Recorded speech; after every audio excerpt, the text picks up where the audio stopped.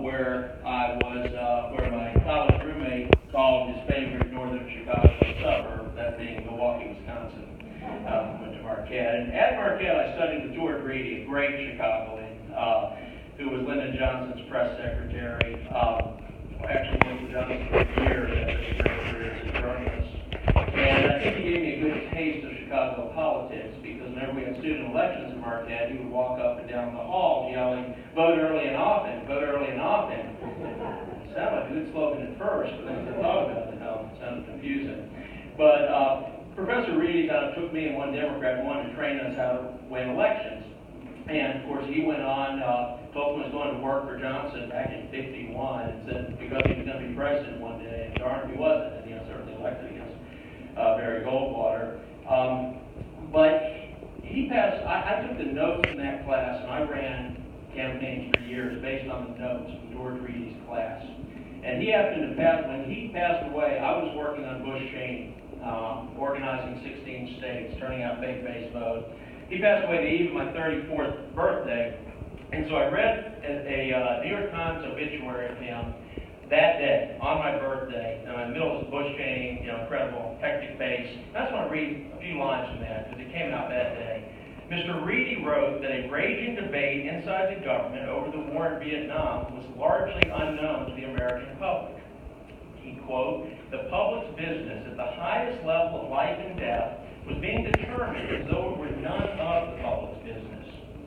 We can survive leadership that makes mistakes, even when errors border on catastrophic, but there is a real question on whether democracy can survive procedures which exclude the people from decisions."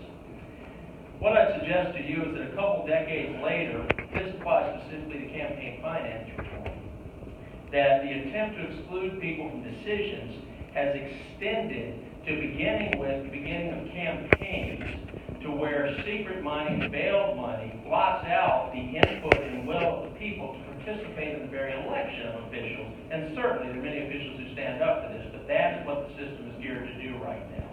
I think the wisdom that Reedy shared to me about running campaigns was incredibly thorough. He had pages on how to build a volunteer army, frame issues, organize, turn out the vote.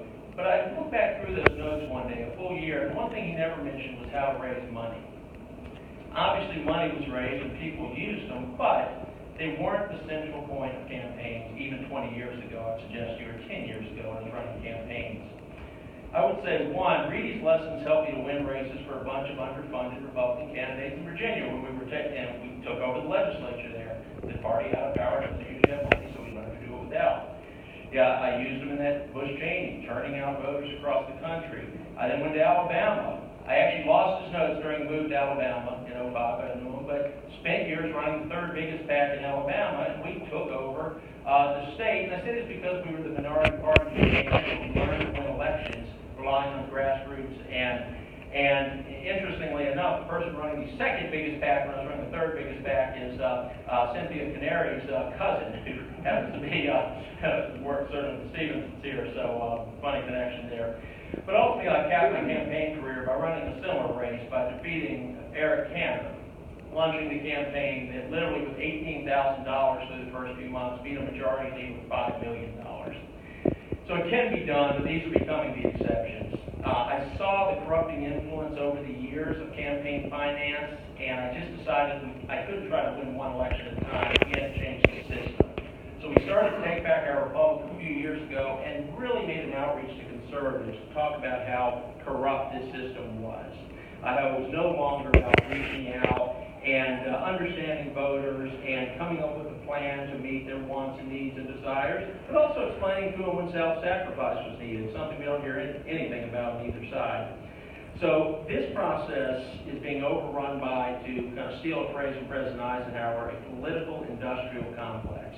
And until you've been in it to see how this goes from the candidate selection to how all the national money flows down to states, that people are told you have to use a consultant who's bought into your system or you're not going to be approved for the big national dollars. I mean, this happens on the left and right.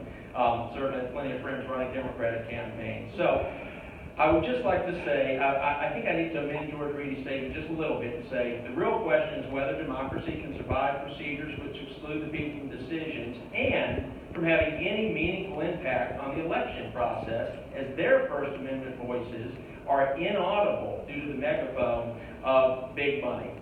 Let's consider these points in closing. With what Illinois is dealing with right now in the legislature, we need to look at the Indiana study that showed that a state with who doesn't address campaign finance laws, the average extra owed by every citizen is going to be $1,300. That's either going to be a bankrupt state or that's going to be higher taxes if you don't address corruption. So we need to bring it home to people. You pay a real price for politics, not straightening this out.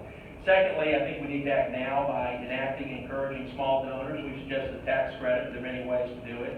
Third, we're putting out September 13th, a big venture capitalist in California has us presenting to all its investors in a public display a people-powered playbook. That will be a playbook of how candidates can win elections without being addicted to big money. How can you do it? And then finally, we need transparency so voters can know who the special interests are funding a candidate. So you may not think the campaign finance reform is your top issue, but I will tell you that as long as people are empowered and we don't have a democratic process, your top issue will never be realized unless we take back campaign finance.